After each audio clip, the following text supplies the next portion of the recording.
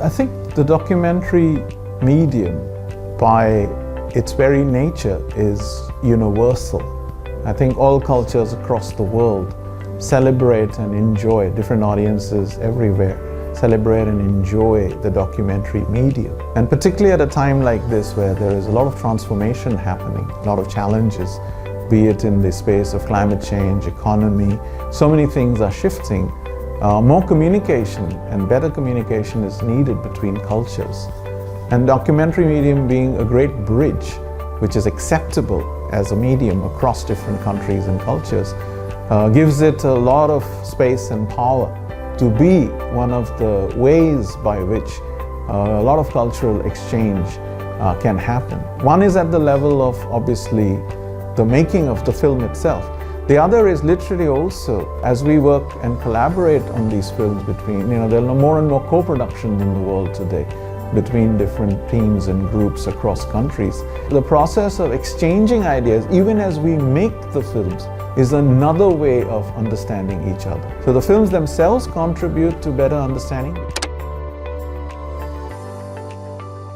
I think in a world where media is oversaturated and present everywhere and never switches off, and particularly young audiences are bombarded by streams of information, which can sometimes be confusing and challenging, authenticity has become a very key feature of how to tell our stories. But authenticity is something which Warner Brothers Discovery, and before that Discovery Channel Tansuo Pintao, has always prided itself on in the way we've told our stories.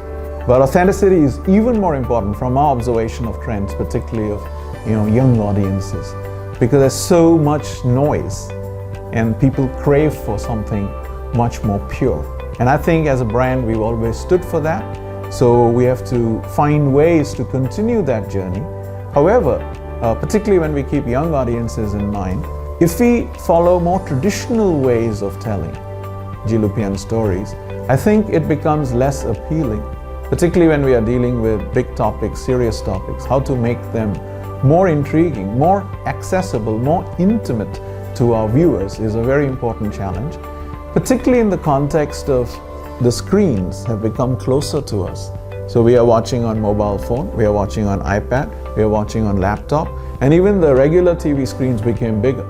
So it looks like cinema, which is an intimate visual emotive storytelling experience, has come into our living rooms. So how we tell stories today for TV in a more cinematic, intimate, personal, visual, emotive way is a tremendous opportunity for filmmakers. And I think as Warner Brothers Discovery, we try and experiment and go beyond the traditional norms of Jilupian storytelling and tell more intimate, more cinematic, more personal stories.